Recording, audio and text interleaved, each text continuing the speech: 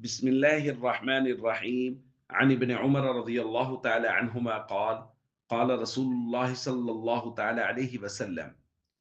إن من أفرى الفراء أن يري عينيه ما لم ترى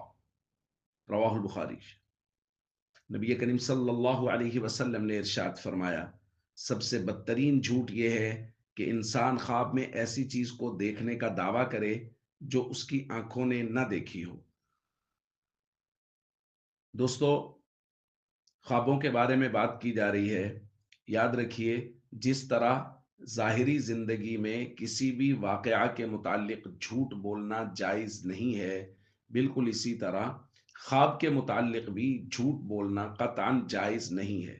بلکہ نبی کریم صلی اللہ علیہ وسلم نے خواب کے متعلق جھوٹ بولنے والے کو کہا ہے کہ یہ شخص سب سے بدترین جھوٹا ہے، کہ جو آدمی ایسا خواب بیان کرے جو خواب اس نے دیکھا نہیں ہے۔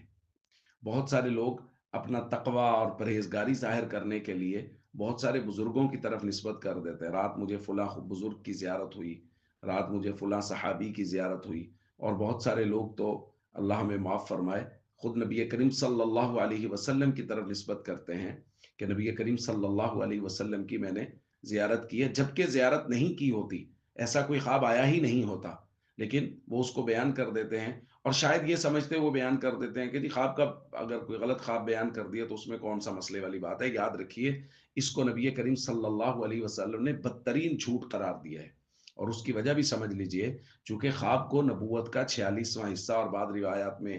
اور بھی حصوں کا تذکرہ ہے، وہ قرار دیا گیا ہے۔ اگر نبوت کا 46واں حصہ قرار دیا گیا ہے تو اس کا مطلب آپ ایک ایسی چیز پہ جھوٹ بول رہے ہیں جس کو نبی کریم صلی اللہ علیہ وسلم نبوت کا حصہ قرار دے رہے ہیں۔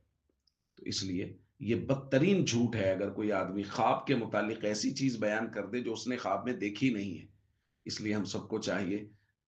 ویسے بھی عام حالات میں جھوٹ سے اجتناب کیا جائے، اور قطعاً جھوٹ نہ بولا جائے، اور خواب کے متعلق بھی بہت احتیاط کی جائے۔ السلام علیکم ورحمۃ اللہ وبرکاتہ۔